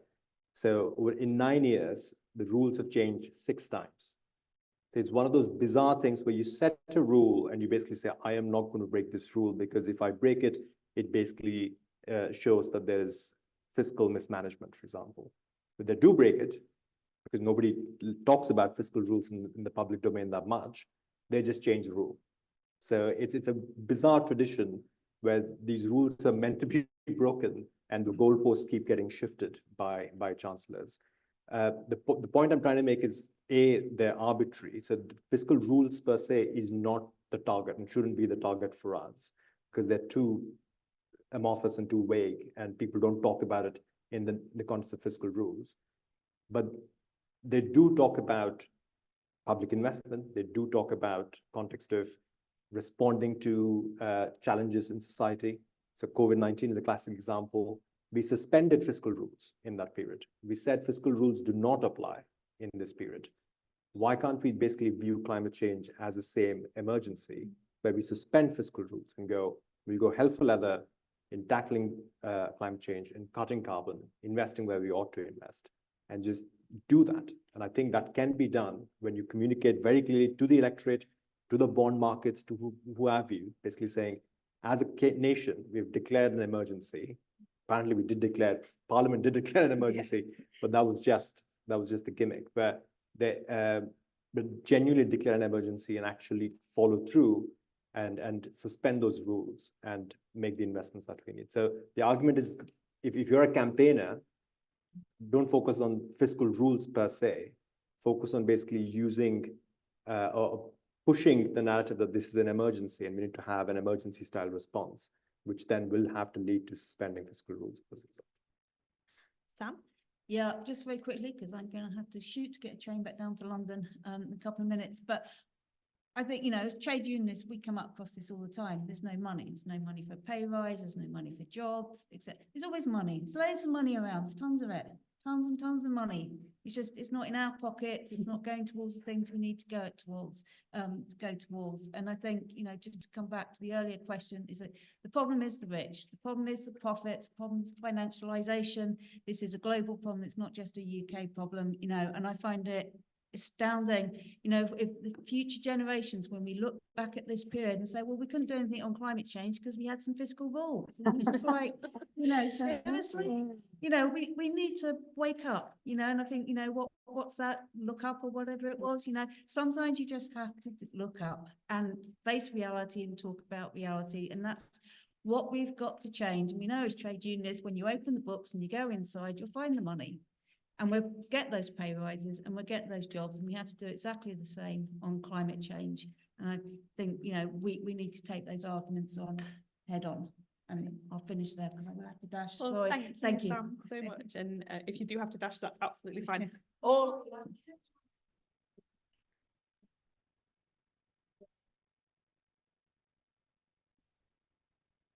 okay. Which is that I pick my hand up because I feel sick like this gentleman here every single day about the climate emergency, which is a global emergency and which is obviously going to create more and more environmental refugees, which we're going to, at the moment, repel as fast as we can.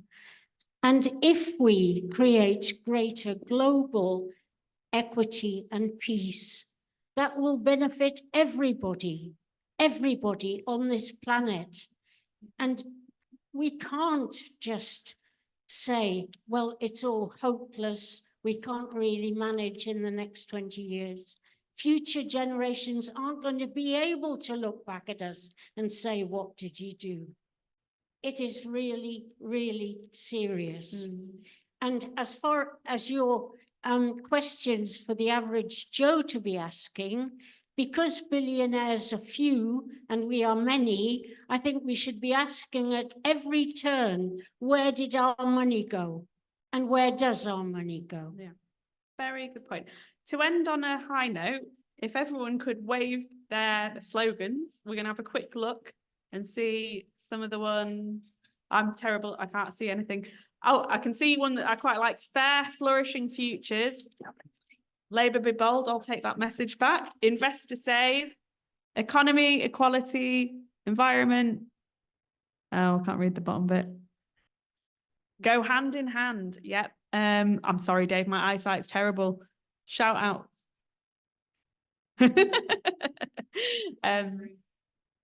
Yeah, okay. I like that. Green is good, yes. Green, yeah, well, yeah, absolutely. I can't read any more of these. I'm so sorry. I really should have bought my glasses, but that's fantastic. If anyone wants to shout theirs out, I'm very rebalance the economy. That's another good one. If anyone wants to shout theirs out, please do. Okay, excellent. Redistribution, not growth. Anyone else? Well, that's good. gigantic GDP, gigantic disaster pending, which is very interesting. Right, very good. And yours too at the back? Not in my backyard. Very good. And yeah, excellent. All right. Well, thank you so much, everyone, for coming along. I hope you got a lot out of the discussion tonight. I'm going to hand over to Johnny now to wind up the debate. Thank you very much. We are running just a little bit over time, so I'll make this as quick as possible. Thank you so much for coming tonight. We really do appreciate it. There are only 10 days of the festival left, but there are still 14 events to go. So if you have enjoyed this evening, there are still opportunities to engage. And as I mentioned at the start, that feedback form helps us shape the festival going forward. And at the end of this year, there will be a call out for the events for next year. So the Festival of Debate is a platform to amplify voices and bring people together and get them talking about all sorts of different things that hopefully result in change and action. Few thank yous. Obviously, a huge thank you to Andrew and the team for hosting us this evening. Thank you very much for that. To June and the organising team for making it happen. To all of you for coming down, both in person and online. We've had 13, 14 people with us joining us online, and we have recorded that. So you will be able to look back and listen and hear some of the fascinating discussions and some of the wonderful stats that we've had this evening.